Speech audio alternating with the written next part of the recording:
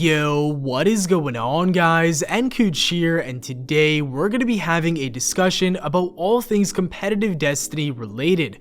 Before we dive into the topic and really get into the bulk of this conversation, I want to say that in the background what you guys are going to be watching is some competitive friendly scrims between my team Primal and Resolute. This was from a few weeks back and you may have seen a glimpse of this specific gameplay in a highlight video, but overall I think it's going to be fresh. I haven't showed you this entire gameplay yet, and I ended up doing very well. So hopefully you guys enjoy that as I talk a little bit about some big news happening in the competitive community.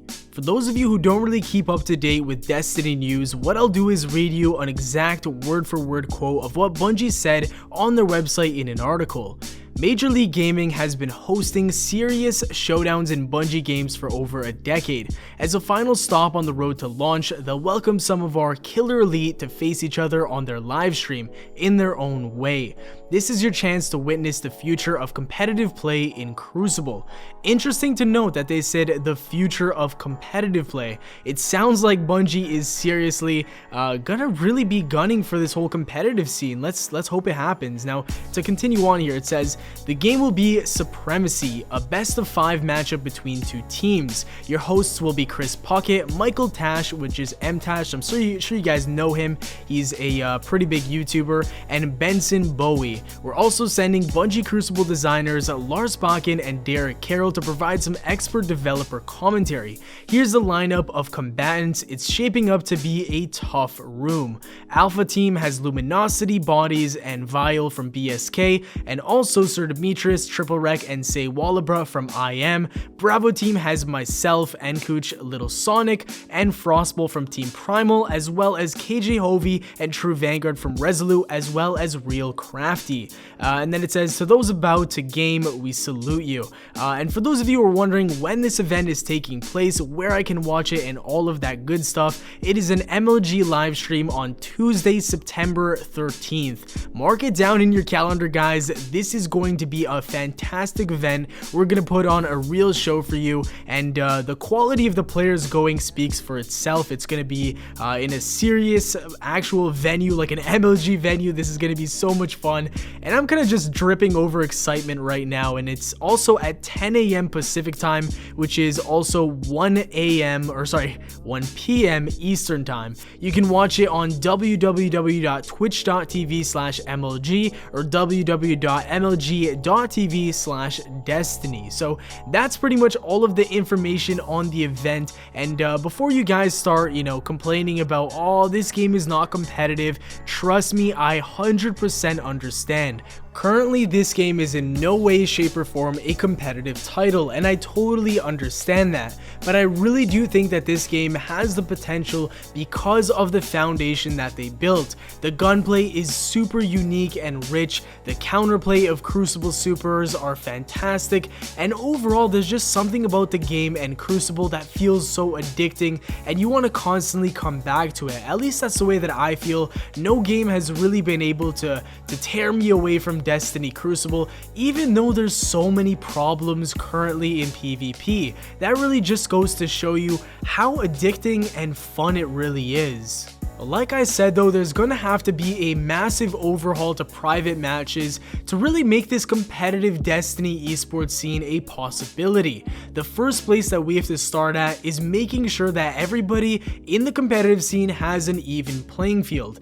And some of you guys might be wondering, well, what do you mean? What's not even about the playing field right now? Well, the AS Luna, the Matador, and Godroll snipers are exactly what we do not need in a competitive environment. Currently, those weapons are extremely rare to get. Not too many players have them, let alone Godroll versions of those weapons. If you have one, most likely you have a massive advantage over everybody else.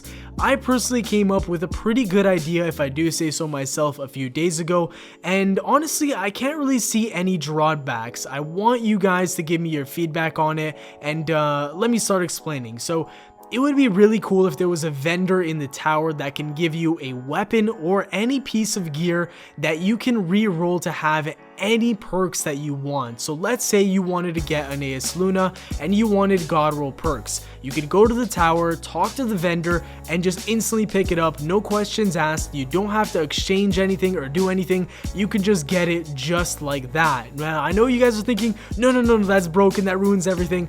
But you can only use that specific armor and those specific weapons in private matches. You would not be able to use it in PvE. You wouldn't be able to use it in regular Crucible. You wouldn't be able to use it in Trials, Iron Banner, the list goes on.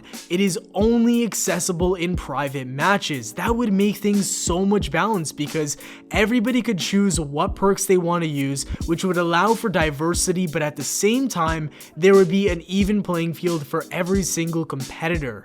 That is an idea that I came up with a few days ago. I also think it'll be pretty easy for them to implement some kind of system like this because they used to have the gunsmith and the whole re-rolling system during House of Wolves. So who knows, maybe they might do this. I'm definitely gonna talk about this idea to the Crucible designers and see what they think, and maybe, who knows, maybe we'll see this in the near future. But I want to know what you guys think about that specific idea right there. That's kind of like my main point that I want to talk about to them, so definitely let me know in the comments down below. A lot of you guys are probably yelling, nerf this, buff that, ban this from competitive play, and you know, the list just goes on and on. But honestly, I feel like there's one thing that would really just counteract everything else, and that is buffing primaries. A lot of people, you know, complain about melee distances, about shotguns, about grenades, this and that.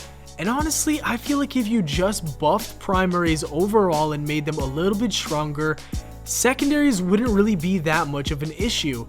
Back in year 1, the game was really good, at least in my eyes it was, because people couldn't just run up to you from across the map with a universal remote and take you out, because primaries were actually pretty solid. I want to see them buffed a little bit, and I want to see the time to kill lowered just a little bit. I'm not talking about anything drastic like Call of Duty, I'm just talking about, you know, closer to what year 1 was like. But that's really it for my my top suggestions that I have. Obviously, there's a lot of things that I think do need to be nerfed, such as the universal remote and the amplitude warlock melee on the Stormcaller. I also think the aim assist on warlock melees in general has to be turned down quite a lot, because you can like click the melee button, your guy will 180 to hit somebody.